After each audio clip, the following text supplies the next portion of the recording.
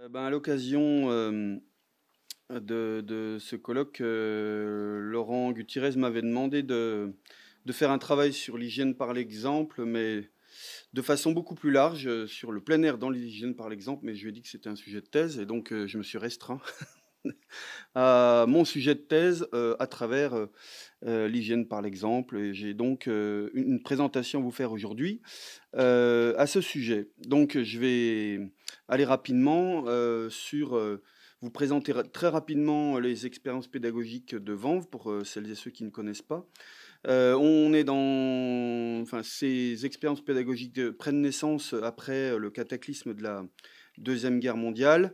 Donc je ne vais pas vous faire un cours, d'histoire, de collège ou de lycée pour vous dire toutes les conséquences, dramatiques sur l'économie, les bouleversements sociopolitiques et évidemment sur les conséquences sanitaires sur les corps des enfants.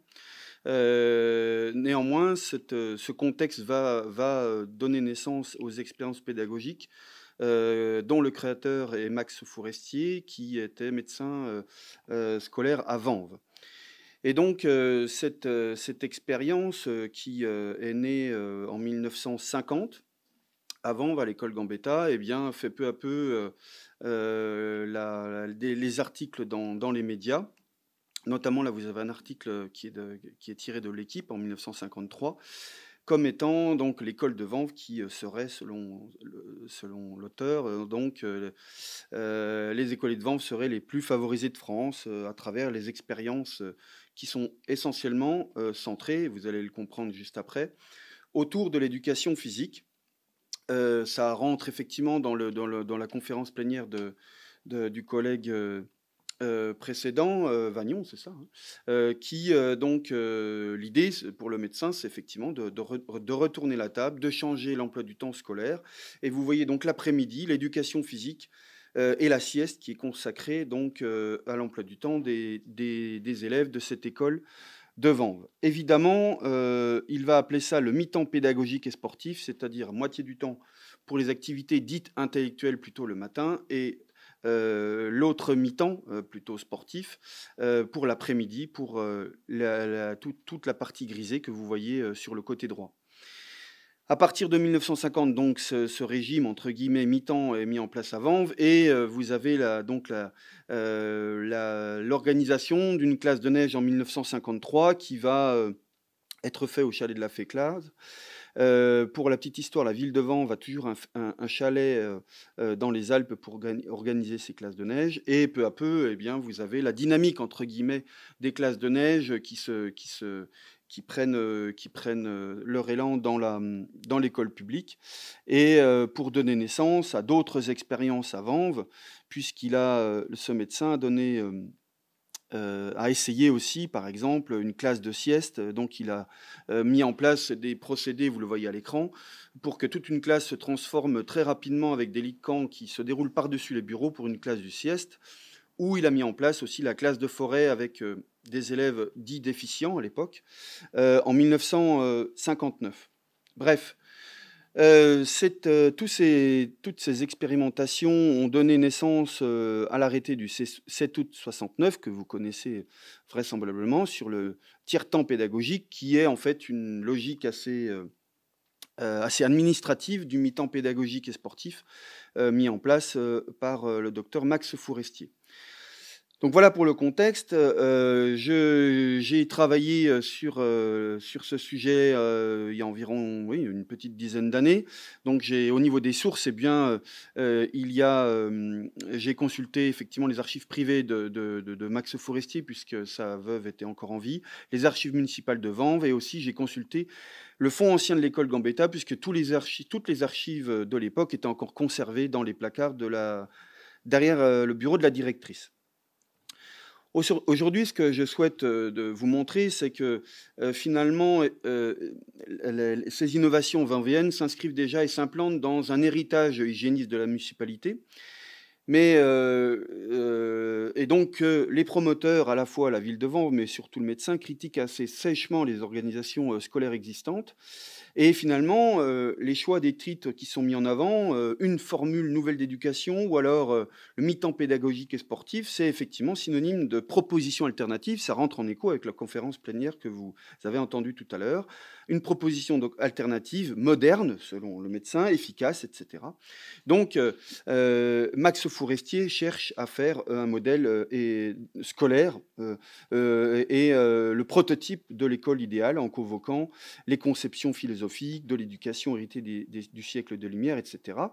Donc on est dans une démarche quand même ambivalente, c'est-à-dire que la stratégie du médecin, pour résumer la problématique d'aujourd'hui, ça va être de se démarquer de l'éducation nouvelle. En fait, il ne va pas du tout s'inscrire publiquement, enfin en tout cas dans ce courant de l'éducation nouvelle, mais paradoxalement, il va en utiliser les canaux éditoriaux, c'est-à-dire qu'il va utiliser quand même les revues de l'éducation nouvelle pour faire progresser ses idées.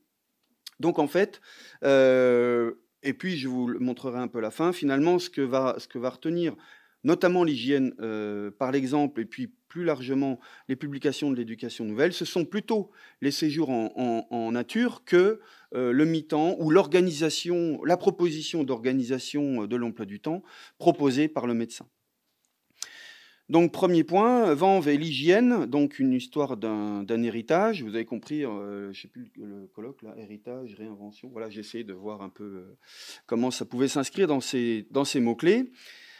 Vanves est un, je ne sais pas si vous connaissez Vanves, mais il y a une espèce d'héritage médical, hygiéniste et aussi d'éducation physique. Je ne sais pas si vous connaissez le lycée Michelet, qui est donc qui a mis en place les formations d'éducation physique. Donc on est dans une thématique à Vanves et d'un bassin de médecins dits hygiénistes. Et vous avez par exemple une thèse qui est soutenue dès 1929 sur Vanves, l'hygiène en action. Donc c'est un document qui est précieusement gardé au sein des archives de Vanves. Comme voilà, ils en font une forme de fer de lance de cette marque de fabrique municipale. Donc, il y a une espèce de maillage à l'époque, surtout fin 19e et début 20e, entre les hommes politiques, les médecins et puis parfois les architectes qui tentent de mettre en avant une identité locale. Je vous renvoie aux travaux de Patrice Bourdelet notamment. Donc, on est dans une. Je reviens à mon propos introductif. On est là au moment où, en 1900, donc c'est pendant l'occupation, Max Forestier prend son poste de médecin scolaire dans le bassin vanvéen et précisément, plus particulièrement à l'école Gambetta. Et puis, eh bien, on retrouve dans les archives de Vanves, mais ça c'est plutôt, je dirais, d'un point de vue sur le Grand Paris, puis dans toutes les grandes villes de France, on a donc des pénuries. Et puis, je ne vais pas vous faire le portrait de la France actuelle à cette époque-là. Et donc le médecin, lorsqu'il arrive dans l'école, eh bien, il se trouve il découvre donc des corps d'écoliers en désolation. Et donc, il va faire des caractéristiques sur une jeunesse plutôt difforme. Donc, il fait des constats dans les rapports médicaux sur une imperfection physiologique, morphologique, etc. Donc, des enfants qui ont une santé assez délicate et qui offrent peu de résistance, notamment à la tuberculose et autres maladies. Donc il va entrer déjà dans une démarche hygiénique en phase avec l'époque.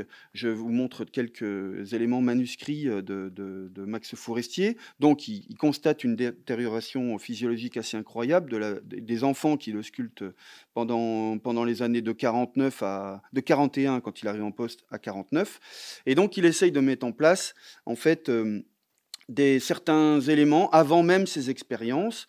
Par exemple, le centre médico-social, donc il a mis en place une forme de cabinet médical au sein duquel il a essayé de mettre en synergie en fait les écoles et des dentistes qui se déplaçaient au sein des écoles et qui donnaient des soins dentaires dans les écoles. Donc vous avez un contexte comme ça qui est plus large, hein, que j'ai publié sur cet exemple-là, hein, sur le cabinet dentaire, qui est plus large que les innovations pédagogiques au sein de l'école Gambetta. Et vous avez donc ce centre médico-social scolaire de prophylaxie dentaire, un gros mot, qui donc est mis en place dès 1946. Donc vous voyez, avant comment dire, les expériences pédagogiques en tant que telles, il y a déjà des expériences médicales, hygiénistes qui se mettent en place au sein de la ville de Vanves en synergie avec le milieu médical. Donc pour finir cette première partie de contexte, donc on a effectivement un deuxième conflit qui va propulser le médecin à entamer en fait une croisade, hein, contre les malheurs des défavorisés, les malades, les enfants, etc. Je vous n'évoque pas non plus tous ces engagements au sein, par exemple, de la mairie de Montreuil, avec les enfants issus de l'immigration, etc. Donc, qui s'inscrit quand même dans une dynamique de la médecine sociale. Pour ma deuxième partie, vous allez comprendre là, j'essaie de voir un peu le deuxième élément, là, au-delà de l'héritage, Vanves ou les réinventions de l'éducation nouvelle. Alors, je me suis intéressé à ça dans ma thèse, je me suis intéressé à la façon dont Max Forestier se plaçait par rapport au mouvement de l'éducation nouvelle, parce que, vous l'avez compris, il cherchait à changer l'emploi du temps, il cherchait à transformer l'école publique, notamment dans le primaire. Et donc, paradoxalement, il prend ses distances vis-à-vis de l'éducation nouvelle. Et je vous renvoie à l'ouvrage de Laurent Gutierrez, Laurent Besse et Antoine Pro. Et lorsqu'on consulte cet ouvrage, et paradoxalement, Max Forestier ne fait pas du tout partie des acteurs de l'éducation nouvelle, alors que dans cet ouvrage, on trouve Fresnel, Séméa, Cousinet, Montessori, etc., tous les gens que vous avez entendus hier, aujourd'hui, etc.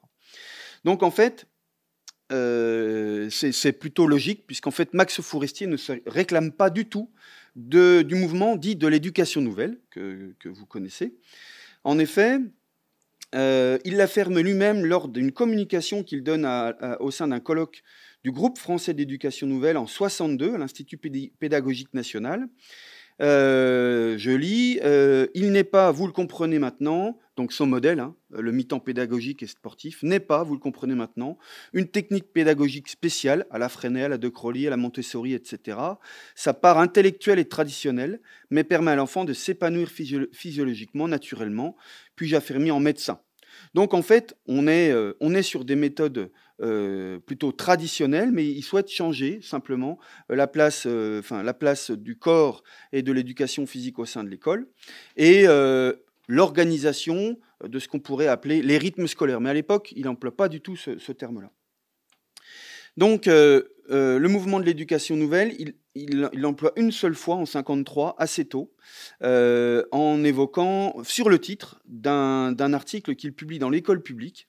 Et puis après, il va se prendre ses distances, comme dans les archives, on retrouve finalement le fait que c'est un médecin plutôt de centre droit, et il estime que le mouvement de l'éducation nouvelle est trop marqué à gauche, voire communiste, et en fait, ça peut entacher son mouvement qu'il souhaite mettre en place. Donc en fait, à part ce numéro-là, ou ce titre-là, on voit une formule d'éducation nouvelle, tous les autres titres que vous voyez à l'écran, ils tournent autour. Donc une formule nouvelle d'éducation, le mi-temps, une formule nouvelle d'éducation, ou alors cette nouvelle expérience pédagogique, ou alors une nouvelle initiative médico-pédagogique. Mais après 1953, il va se détourner de l'éducation nouvelle pour en fait montrer que finalement son expérience est vraiment une nouveauté, synonyme d'innovation. Il ne va pas se mettre en place dans la continuité du courant de l'éducation nouvelle. Donc vous avez compris que à travers ces titres-là, eh bien Max Forestier, à travers les titres, joue un peu d'effet d'intertextualité pour mieux affirmer sa singularité au sein des rénovateurs entre guillemets de l'éducation. Et il va essayer de proposer son but, c'est de proposer une éducation insolite, nouvelle, mais pas une éducation nouvelle au sens de mouvement d'éducation nouvelle. Donc après vous avoir montré que Max Forestier ne souhaite pas se mettre en continuité des mouvements de l'éducation nouvelle, eh bien comment ces idées traversent le magazine, le journal de l'hygiène par l'exemple, qui est un journal qui souhaite changer, transformer l'enfance, l'éducation, etc. Déjà, le médecin, à partir des années 58 jusqu'à 62, j'ai fait toute une étude de ses publications. Il est plutôt là sur des publications liées qui se tournent vers le social ou le médico-scolaire et va moins publier dans les publications de type médical, puisque c'est aussi un médecin international qui a des recherches novatrices sur la tuberculose. Il va donc se tourner, par exemple, sur ce type d'intervention sur la médecine scolaire en lien avec son métier. Et donc, par rapport à l'hygiène scolaire, l'hygiène par l'exemple, pardon, cette revue qui, eh bien, il publie 15 articles dans l'hygiène par l'exemple entre 58 et 61, et ce sont sur les 18 qui sont publiés dans des revues plutôt à dominante sociale, ce que j'ai appelé dominante sociale, socio-éducative. Donc, le but, c'est de valoriser, pour cette revue, j'ai relu les éléments de ligne éditoriale, c'est de valoriser les règles d'hygiène des enfants scolarisés, transformer les modèles éducatifs, les modèles d'installation des lavabos, des vestiaires, etc. Donc on est dans une revue qui, je vous renvoie à l'éditorial de Robert Segui, dans l'hygiène par l'exemple, son œuvre, son histoire, etc., sur des dimensions de la transformation de la quotidienneté de l'enfant. Donc vous avez le nombre d'articles publiés dans l'hygiène par l'exemple à cette époque par Max Forestier, entre 58 et 61. Vous voyez tout de suite que l'hygiène par l'exemple ne s'intéresse pas du tout à la transformation de l'emploi du temps, au mi-temps pédagogique, puisque le mi-temps pédagogique commence à partir de 1950. Et si on voit plus précisément dans les analyses des articles, oui, ça va aller, je suis dans ma dernière partie. Des articles scolaires et médicaux, eh bien, en fait, on s'aperçoit que ce qui est dominant dans l'hygiène, dans l'hygiène par l'exemple, ce sont les articles scolaires. À partir de 58, le premier article est lié aux expériences de classe de sieste. En 59, vous avez un boom, puisque là, il y a la première classe de neige avec des élèves de classe maternelle, c'est-à-dire des tout petits pendant 1 mois. Donc ça marque l'hygiène par l'exemple. En 1960, il y a de nombreux articles sur la classe de forêt qu'il organise en 1950. Et en 1961, c'est plutôt un article de synthèse effectué par le médecin. Donc effectivement, à partir de 1958, vous avez en fait ce médecin qui rentre, à mon avis, dans l'hygiène par l'exemple, à travers un réseau important et par son impact sur, là je vous montre des articles qu'il écrit pour la tuberculose ou les inspections des soins dentaires, etc. Donc on le fait rentrer d'abord plutôt à la fois comme médecin et comme acteur de la rénovation de l'école. Donc je vous renvoie aux travaux de Jean-Bernard Vaux, je ne prononce pas son nom de famille, c'est imprononçable. Bref, il rentre dans ce magazine à travers le réseau des médecins, puisque l'association de l'hygiène par l'exemple, dont le vice-président est Daniel Daoudi, c'est un des amis de Max Forestier. Il y a aussi donc l'inspecteur général Maurice David, c'est celui à qui il y a une lunette noire, qui investit aussi dans cette association, comme le sont donc Louis Cros, etc. Et vous avez, surtout, ce qui est assez intéressant, puisque Max Forestier avait un livre d'or où il y a 1800 et quelques contacts, donc j'ai fait une analyse complète de son réseau social. Donc là, on le voit à la page 250 et quelques. Vous avez donc le directeur de l'hygiène par l'exemple, M. Ferret, le médecin, le rédacteur en chef de l'hygiène par l'exemple, etc., qui se déplacent donc en 58 pour voir l'école Gambetta et donc le fonctionnement avec 3 inspectrices, directrice de l'école maternelle de la région, notamment Suzanne Herbinière-Lebert. Et donc, je dirais l'hygiène par l'exemple eh bien, montre comment dire, les différentes expérimentations de Max Forestier, mais pratiquement et uniquement celles tournées dans le plein air, c'est-à-dire que tout ce qui se passe sur la rénovation de l'emploi du temps, de la structure ou de la pédagogie, entre guillemets, dans la géographie ou dans les mathématiques, etc., ils ne s'en occupent pas du tout. Et donc, ils mettent en avant plutôt eh bien, la classe de neige avec les écoles maternelles. Et ce qui est important, alors que tous les articles sont écrits uniquement par le médecin, l'hygiène par l'exemple met en avant les expériences des institutrices, notamment, parce que c'est pratiquement des institutrices, la personne qui s'occupe de l'infirmerie et du service social, etc. Donc l'assistante sociale. Donc ce qui est important, c'est qu'il y a une mise en avant des idées de Max Forestier dans l'hygiène par l'exemple, à travers ces 15 articles. Là, je vous montre le numéro 16, principalement orienté vers la classe de Forêt. Et puis, il y a parfois une synthèse de Max Forestier qui explique voilà, un peu le mi-temps pédagogique et sportif, mais ce n'est pas tellement central dans les articles de l'hygiène par l'exemple, d'où la valorisation du plein air. Et donc, vous voyez à la fin du numéro 17, apparemment, ils sont dévalisés, puisqu'ils font un petit encart pour rappeler les gens qui auraient déjà lu le numéro 16 sur la classe de Forêt, de renvoyer le numéro 16, puisqu'ils n'en ont plus, pour le ventiler, tellement la demande est importante. Sinon, bon, ça, c'est pas très important. En gros, ça renvoie les idées ne changent pas, c'est-à-dire que l'hygiène par l'exemple va valoriser l'éducation intégrale que vous avez entendu tout à l'heure dans la conférence plénière.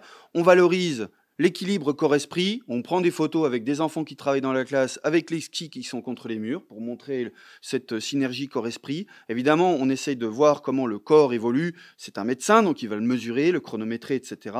Et on insiste aussi sur la vie collective pour montrer cette valorisation de l'éducation intégrale. Et les photos qui sont mises en avant dans l'hygiène par l'exemple sont essentiellement des photographies qui mettent en avant un enfant heureux, joyeux, dans la nature, dans la neige, soit sur la classe de neige, soit sur la classe de forêt, etc. Je vais avancer. Voilà, je vais conclure. Donc, on met en opposition la vie citadine et la vie en plein air dans ces revues d'hygiène par l'exemple. Donc, vous l'avez compris, l'hygiène par l'exemple diffuse les idées du médecin qui, paradoxalement, ne se revendiquent pas du tout de l'éducation nouvelle, au contraire. Diffuse auprès des tenants de l'éducation nouvelle qui, eux, pour le coup, vont reprendre une majorité des idées qui seront pratiquement oubliées dans le cadre du tiers-temps pédagogique. Donc, il y a l'idée d'une éducation intégrale, je vous l'ai dit. Donc, ce médecin se place dans une démarche assez ambivalente, qui se démarche du courant de l'éducation nouvelle, mais paradoxalement, je vous ai montré là à travers l'hygiène par l'exemple, il y a d'autres revues, qui utilisent les canaux éditoriaux. Et l'hygiène par l'exemple, je vous l'ai dit, eh bien, met beaucoup plus en avant les séjours en pleine nature que les propositions de changement d'emploi du temps. Voilà. Merci. Merci à vous.